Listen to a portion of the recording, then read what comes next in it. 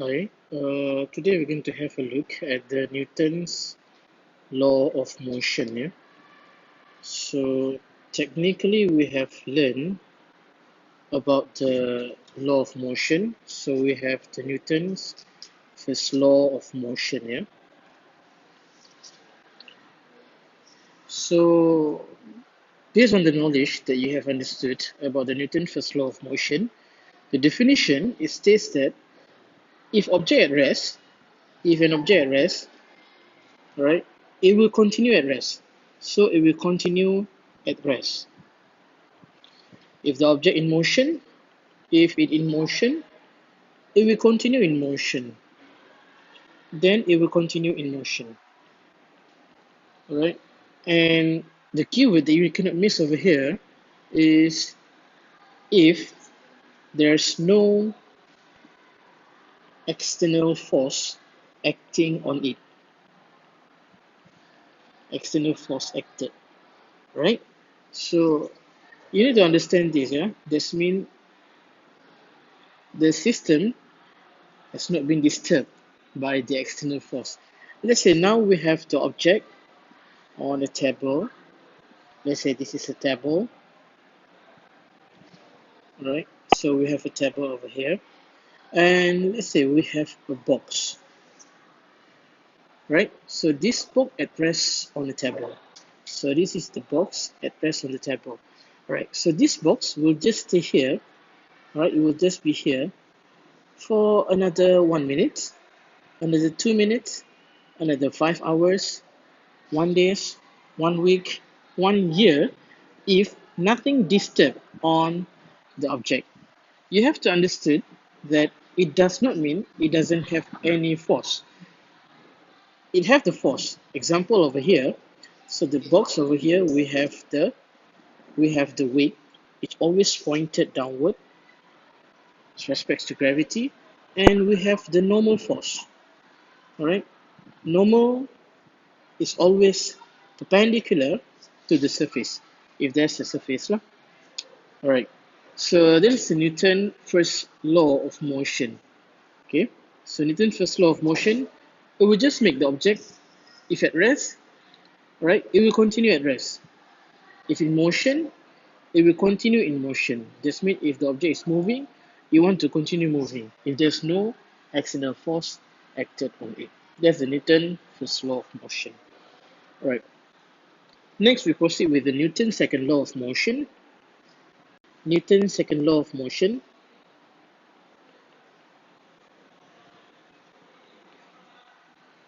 So Newton's second law of motion, it states that the summation of all the forces, right, or the net force is equal to the product of the mass and acceleration, which means the summation of all the forces, right, is equal to the mass of the object time with the acceleration of the object. Right. Let's say now we have an object over here, right? We have an object, okay, and this object is rests on the table again, on the table here. Okay, so technically we have two known forces, which is the weight, symbolized by W, and which is the another one is the normal force, symbolized by the capital N. Let's say this object has been pulled to the right, so this means we have the applied force to the right here. Let's say F1, and when the object pulled to the right, pushed to the right, so this means we have another force that opposes, which is the frictional force. Let's say I label as F2. So F1 is the applied, F2 is the friction or the frictional force that has been produced. Now there's another person also pulling the object to the right, which is F3. Right? So we can see F3 do exist, which is another one, so a person. So this one is applied. Another one applied force. So that means 2% is pulling the object to the right, and one force, which is the friction, is opposite to the left. So we can find the summation of all the forces on the horizontal components. So, or in the x component. So this is the x component or the horizontal components. So we can just make a summation. Let's say we assume to the right is positive, to the left is negative. So we can have the summation of all the forces. So which means F net equals to positive F1 plus with positive F3 plus with negative F2, right? So we can have also equals to F net also equals to NA. So this is our first equation. This is our second equation. So both equation number 1 is actually equals to number 2.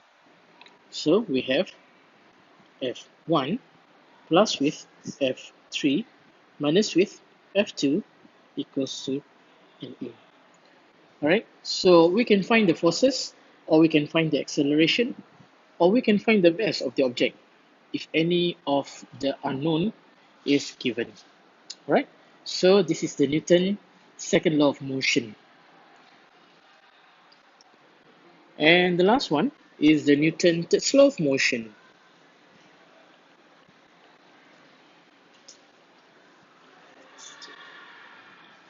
So Newton's third law of motion is based on the definition that have been given by the Newtons, which is in every action, so every action, we have the reaction. They have the reaction or the reaction force, which is equals in magnitude, but it opposite in direction. In direction. Okay, so this action and the reaction is actually the force. So when we apply the force, they will have another force that we receive, which means the opposite force, right? An object over here,